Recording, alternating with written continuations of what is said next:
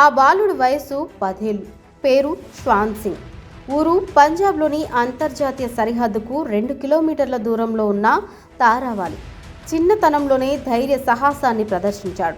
పహల్గామ్ ఉగ్రదాడికి నిరసనగా భారత్ ఆపరేషన్ సింధూర్ చేపట్టింది. ఆ సమయంలో పాకిస్తాన్ సైన్యంపై భారత్ విరుచుకుపడింది. అదే సమయంలో పాకిస్తాన్ ఎత్తులను తిప్పికొట్టింది. అంతర్జాతీయ సరిహద్దు కావడంతో నిత్యం బాంబుల మోతతోనే ఆ ప్రాంతం ఉండేది. అయినా 10 ఏళ్ల శ్వాన్ సింగ్ ఏమాత్రం భయపడలేదు.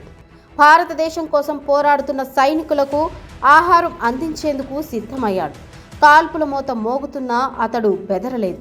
సమయంలో తనంతట తానే భారత సైనికులకు ఆహారం తీసుకెళ్లాడు. అతి చిన్న వయసులో ఎంతో ధైర్యం ప్రదర్శించిన శ్వాన్ని ఆర్మీ మెచ్చుకుంది. అంతేకాదు, అతడిని తామే చదివించనున్నట్లు లెఫ్టినెంట్ జనరల్ మనోజ్ కుమార్ కంటియార్ వెల్లడించారు. ఇలా ధైర్య సాహసాలు ప్రదర్శించే నిజమైన నాయకులకు గుర్తింపు, మద్దతు అవసరమని పేర్కొన్నారు. బాలుడి ధైర్య సాహసాలు దేశంలో ప్రతి ఒక్కరికి ఆదర్శంగా నిలవాలని ఆర్మీ స్పష్టం చేసింది. విద్యకు అయ్యే మొత్తం ఖర్చును తామే భరించనున్నారని భారత సైన్యం తెలిపింది. యుద్ధంలో పాక్ దాడులను మన సైన్యం ధీటుగా తిప్పికొడుతున్న వేళ భారత సైన్యానికి ఓ 10 ఏళ్ల బాలుడు సపోర్టుగా నిలిచాడు.